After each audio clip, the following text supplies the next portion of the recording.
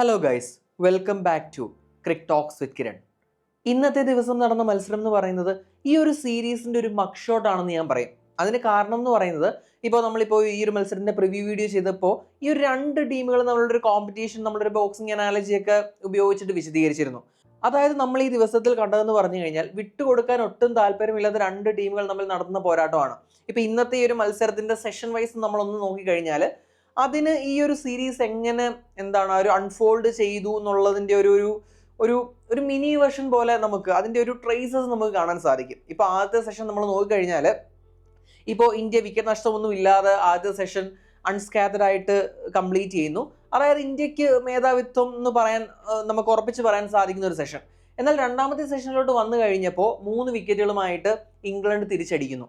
ഇനി മൂന്നാമത്തെ സെഷൻ പറഞ്ഞു കഴിഞ്ഞാൽ അതിൽ ഇന്ത്യക്ക് തിരിച്ചടി ആയതെന്ന് പറഞ്ഞു കഴിഞ്ഞാൽ നമ്മുടെ പന്തിന്റെ ആ ഒരു ഇഞ്ചുറി, പിന്നെ അതുപോലെ സായ് സുദർശന്റെ വിക്കറ്റ്. അപ്പോൾ അങ്ങനെ വന്നപ്പം ഒരു ഷെയ്ഡ് സെഷൻ എന്ന് പറയാവുന്ന രീതിയിൽ, പ്രത്യേകിച്ച് ഷർദുൽ താക്കൂർ അവർ എൻ്റെ ഹോൾഡ് ചെയ്തതോടെ ജഡേജയെ പറ്റി പറയേണ്ട കാര്യം തന്നെ ഇല്ല. ജഡേജ എന്ന് വെച്ച് കഴിഞ്ഞാൽ ഇപ്പോൾ കഴിഞ്ഞ WTC സൈക്കിളൊക്കെ നോക്കിക്കഴിഞ്ഞാൽ ഇന്ത്യയുടെ മുൻനിര ബാറ്റേഴ്സിനേക്കാൾ മികച്ച പെർഫോമൻസ് നടത്തിയ പ്ലെയർ ആണ്. അപ്പോൾ ജഡേജയെ പറ്റി ആ ഒരു രീതിയിൽ സംസാരിക്കേണ്ട കാര്യമില്ല.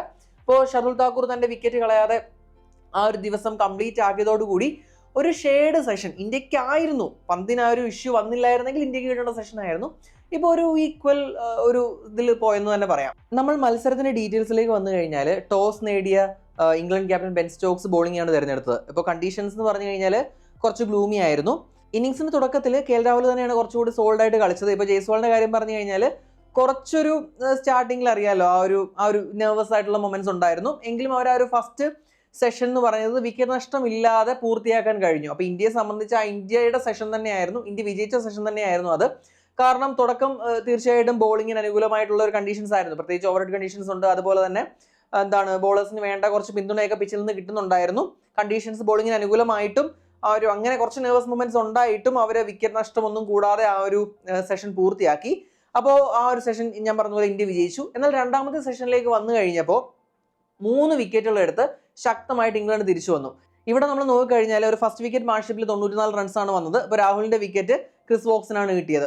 46 റൺസാണ് രാഹുൽ എടുത്തത്. പിന്നീട് ജയ്സ്വാളിന് വീണ്ടും ഒരു 50, അതായത് വളരെ നല്ലൊരു ഇന്നിങ്സ് തന്നെ ആയിരുന്നു. 58 റൺസാണ് എടുത്തത്. ലിയാം ഡോസൺ, അതായത് ഇപ്പോൾ ഷോയബ് ബാഷറിന് പകരം പരിക്കേറ്റ് പുറത്തുപോയ ബാഷറിന് പകരമായിട്ട് ഇംഗ്ലണ്ട് ടീമിലേക്ക് വന്ന പ്ലെയർ ആണ് ഡോസൺ എക്സ്പീരിയൻസ്ഡ് ആയിട്ടുള്ള പ്ലെയർ ആണ്. അപ്പോൾ ഡോസൺ, അതായത് ഈ സീസണിലുടനീളം ഷോയബ് ബാഷർ ക്രിയേറ്റ് ചെയ്യാതിരുന്ന ആ ഒരു ചാൻസ് ഒക്കെ തന്റെ ആദ്യത്തെ മത്സരത്തിൽ തന്നെ ക്രിയേറ്റ് ചെയ്യാൻ ഡോസനായി. ഇപ്പൊ ഡോസൺ തുടക്കത്തിൽ തന്നെ ജയ്സ്വാളിനെ ട്രബിൾ ചെയ്തിരുന്നു. അപ്പോൾ ഒരു എഡ്ജ് ഉണ്ടായിരുന്നു. എന്നാൽ അതിനുശേഷം അധികം വൈകാതെ തന്നെ ജയ്സ്വാളിന്റെ വിക്കറ്റ് കിട്ടി. ജയ്സ്വാൾ 58 റൺസാണ് എടുത്തത്. പിന്നീട് ശുഭ്മാൻ ഗില്ലിനെ എന്ന് പറഞ്ഞു കഴിഞ്ഞാൽ ഗില്ലിന്റെ ഒരു ബ്രെയിൻ ഫെയ്ഡ് മൊമെന്റ് തന്നെ നമുക്ക് വിശേഷിപ്പിക്കേണ്ടി വരും. കാരണം നമ്മുടെ ബെൻ സ്റ്റോക്സിന്റെ ആ ഒരു വൈഡ് ആംഗിളിൽ നിന്നുള്ള പന്ത്, അത് സ്റ്റമ്പിന് നേർക്ക് വരുന്ന പന്ത് ഷോൾഡർ ചെയ്ത് കൊടുക്കുകയാണ്. അതൊരു മിസ് ജഡ്ജ്മെന്റ് ആയിരുന്നു, ഒരു ജഡ്ജ്മെന്റ് എറർ തന്നെയായിരുന്നു.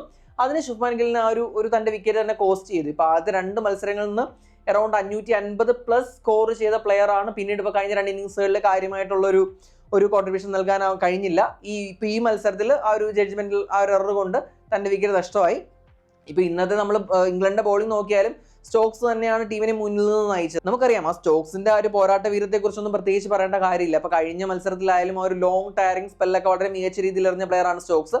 ഇന്നും അവരുടെ ബോളിങ്ങിന് മുന്നിൽ നയിച്ചത് നായകൻ കൂടിയായ സ്റ്റോക്സ് തന്നെയാണ്. അപ്പോൾ സ്റ്റോക്സിന്റെ ഒരു പന്ത് ഗില്ല് ഷോൾഡർ ചെയ്യുകയാണ് ഉണ്ടായത്. അപ്പോൾ ഒരു വൈഡ് ആംഗിളിൽ നിന്ന് വരുന്ന പന്ത് നമ്മുടെ ഗില്ലിനെ ട്രബിൾ ചെയ്യുന്നുണ്ട്. അപ്പോൾ ഗില്ല് ഇങ്ങനെ വരുന്ന പന്തുകൾക്ക് വിക്കറ്റ് കൊടുക്കുന്നുണ്ട്. അപ്പോൾ അത് ഒരു ചിങ്കിന്റെ ആർമർ എന്ന് വേണമെങ്കിൽ പറയാം. ഇന്നത്തെ പിന്നെ അങ്ങനെയല്ല, ഇന്നത്തെ പ്യൂർ ആ ഒരു മിസ്റ്റേക്ക് തന്നെ ആയിരുന്നു. അപ്പോൾ അങ്ങനെ വന്നപ്പോഴേക്കും ആ ഒരു സെഷനിൽ ഇംഗ്ലണ്ട് തിരിച്ചു വരുന്ന കാഴ്ച കണ്ടു.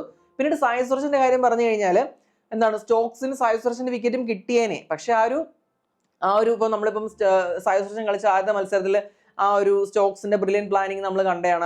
ആ ഒരു ലെഗ് സ്ലിപ്പ് വെച്ചിട്ട് പ്രോപ്പറായിട്ട് സെറ്റപ്പ് ചെയ്തിട്ട് സുദർശനെ വീഴ്ത്തുന്നത്. അപ്പോൾ ഇന്നത്തെ മത്സരത്തിലേക്ക് വന്നു കഴിഞ്ഞപ്പോൾ ജെയ്മി സ്മിത്ത് ഒരു ക്യാച്ച് കളഞ്ഞു. പിന്നീട് സായ് സുദർശനും ഋഷഭ് പന്ത് കൂടി വളരെ നല്ലൊരു പാർട്ണർഷിപ്പുമായിട്ട് മത്സരം മുന്നോട്ട് കൊണ്ടുപോയി.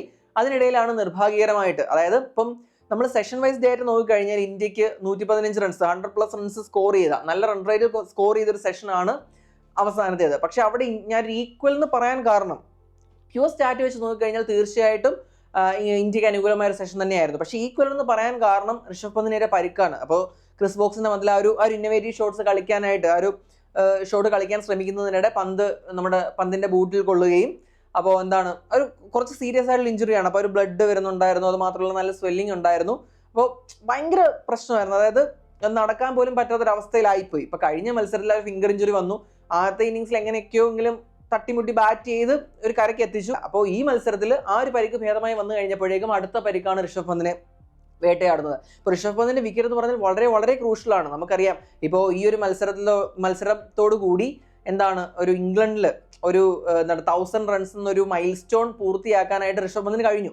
അപ്പം അങ്ങനെ നമുക്ക് ആ ഒരു എക്സ് ഫാക്ടർ എന്ന് തന്നെ നമുക്ക് വിശേഷിപ്പിക്കാൻ കഴിയുന്ന പ്ലെയറാണ് പന്ത്. അപ്പോൾ പന്തിന്റെ പരിക്കെന്ന് പറയുന്നത് ഇന്ത്യയെ സംബന്ധിച്ച് വലിയൊരു തിരിച്ചടിയാണ്. അതുകൊണ്ടാണ് ഞാൻ ആ ഒരു സെഷൻ ഞാൻ ഈക്വൽ ആണെന്ന് പറയുന്നത്. റൺസ് നോക്കുമ്പോൾ അങ്ങനെ തോന്നില്ല എങ്കിലും. അപ്പോൾ അങ്ങനെ വന്നപ്പോഴേക്കും എന്താണ് ആ സെഷൻ ഇംഗ്ലണ്ടിന് അനുകൂലമായിട്ട് ആ ഒരു പന്തിന്റെ ഒരു ഇഞ്ചുറി എന്ന് പറയുന്നത് ഇംഗ്ലണ്ടിന് അനുകൂലമാണ്. അത് കഴിഞ്ഞിട്ട് സായു സുദർശൻ നല്ലൊരു 50 ആണ് എടുത്തത്. സായു സുദർശന്റെ വിക്കറ്റ് നഷ്ടമായി. സുദർശന്റെ വിക്കറ്റും സ്റ്റോക്സിന് തന്നെയാണ്. അപ്പോൾ പിന്നീട് നമ്മുടെ ജഡേജ വന്നത്, പന്ത് റിട്ടയർഡ് ഹർട്ടായിട്ട് പോയപ്പോൾ ജഡേജയാണ് വന്നത്. ജഡേജയെ കുറിച്ച് പറയേണ്ട കാര്യമില്ല. ഇപ്പോൾ തുടർച്ചയായിട്ടുള്ള 4 50കളൊക്കെ നേടിയിട്ട് നിൽക്കുന്ന താരമാണ്. ആ ഒരു പെർഫോമൻസ് നമുക്ക് ഈ ഒരു ഷോർട്ട് സ്റ്റേയിലും കാണാൻ സാധിച്ചു. പുള്ളി ഒരു സോൾഡ് പെർഫോമർ ആണ്. പിന്നീട് ഷർദുൽ താക്കൂർ വന്നപ്പോൾ ഇന്നത്തെ മത്സരത്തിൽ ടീമിലേക്ക് എത്തിയ താക്കൂർ ഒരറ്റം ഹോൾഡ് ചെയ്തതോടുകൂടി കൂടുതൽ വിക്കറ്റ് നഷ്ടമില്ലാതെ ഇന്ത്യക്ക് ദിവസം അവസാനിപ്പിക്കാൻ കഴിഞ്ഞു. ആ ഒരു ദിവസം അവസാനിപ്പിക്കുമ്പോൾ ഇന്ത്യ 4 വിക്കറ്റ് നഷ്ടത്തിൽ 264 പക്ഷേ എഫക്റ്റീവ്ലി ഇന്ത്യക്ക് 5 വിക്കറ്റ് നഷ്ടമായി കഴിഞ്ഞു. കാരണം ആ ഒരു സ്വെല്ലിംഗ് വെച്ചിട്ട് ഋഷഭ് പന്ത് ഇനി ബാറ്റ് ചെയ്യുമോ എന്നുള്ള കാര്യം സംശയമാണ്. ഇപ്പോൾ ഇനി ഫ്രാക്ചർ എന്തെങ്കിലും ഉണ്ടോ എന്നുള്ള കാര്യം എന്താണ് നമ്മുടെ ഫർദർ അസസ്മെന്റിന് ശേഷമേ നമുക്ക് അറിയാൻ സാധിക്കുള്ളൂ. അപ്പോൾ എന്തായാലും ഈ ഇന്നിങ്സിൽ അല്ലെങ്കിൽ ഈ മത്സരത്തിൽ തന്നെ ബാറ്റ് ചെയ്യാനുള്ള സാധ്യത വളരെ കുറവാണ്. കാരണം അത്രയും സ്വെല്ലിംഗ് ഉണ്ട്, അത്രയും പെയിനിലായിരുന്നു പന്ത്. അപ്പോൾ അതുകൊണ്ട് തന്നെ 264 എന്നൊരു എഫക്റ്റീവ് സ്കോറിൽ ഇന്ത്യ എത്തി. അപ്പോൾ ആദ്യത്തെ സെഷനിൽ ഇന്ത്യക്ക് ഉണ്ടായിരുന്ന ആ ഒരു മുൻതൂക്കം, ആ ഒരു മേധാവിത്വം ആ ദിവസം അവസാനിപ്പിക്കുമ്പോൾ ഇല്ല. ഒരു ഷെയ്ഡ് സെഷൻ എന്ന് തന്നെ നമുക്ക് പറയേണ്ടി വരും. ഇപ്പോൾ അടുത്ത ദിവസം കളിക്കേണ്ടത് വാലറ്റുമാണ്. അപ്പോൾ ഇനിയുള്ള നമ്മുടെ ബാറ്റേഴ്സിന്റെ കാര്യം നോക്കിക്കഴിഞ്ഞാൽ വാഷിംഗ്ടൺ സുന്ദറോടെ ഉള്ളൂ